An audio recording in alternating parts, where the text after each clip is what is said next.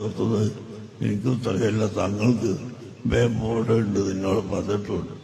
അപ്പം അതുകൊണ്ട് ഞാൻ വേഗം നിർത്തുകയാണ്. ബഹുമാനപ്പെട്ട തങ്ങളവർക്ക് 2 മിനിറ്റ് കഴിയും. ബഹുമാനപ്പെട്ട തങ്ങളവർക്ക് അല്ലാഹു തആല ഇസ്സത്തും മഹത്വവും ഏറ്റിക്കൊടുക്കുമാറാകട്ടെ. അവിടുത്തെ പിതാവ് എല്ലാം ഇന്ന് ഭൂമിയിലില്ല. അവർക്കെല്ലാം അല്ലാഹു ദർജനെ ഏറ്റിക്കൊടുക്കുമാറാകട്ടെ.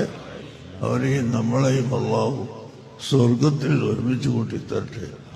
സയ്യിദന്മാരെ ബഹുമാനിക്കൽ നമ്മുടെ ദീനിന്റെ ഒരു ഭാഗമാണ്. ഒരിക്കൽ മടവൂര് CM വലിയുള്ളാഹിയുടെ അടുക്കലേക്ക് ഞാനും അവയത്ത് തങ്ങളും കുഞ്ഞിബ്രാഹിം മുസ്ലിയാരും 3 ആളും പോയി. മുമ്പിൽ നടക്കുന്നത് കുഞ്ഞിബ്രാഹിം മുസ്ലിയാരാണ്.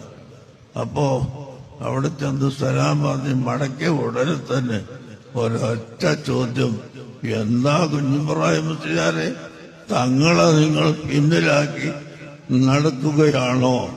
ഒരൊറ്റ ചോദ്യം ചോദിച്ചപ്പോ ഉടനെ തങ്ങളങ്ങോട്ട് കടന്നു ചെന്നിട്ട് പറഞ്ഞ്, ഞാൻ നടത്തിയതാണ്, എന്റെ ഉസ്താദാണ് അവര്, ഞാൻ അവരെ മുമ്പിൽ നടത്തിയതാണ് എന്ന് പറഞ്ഞു.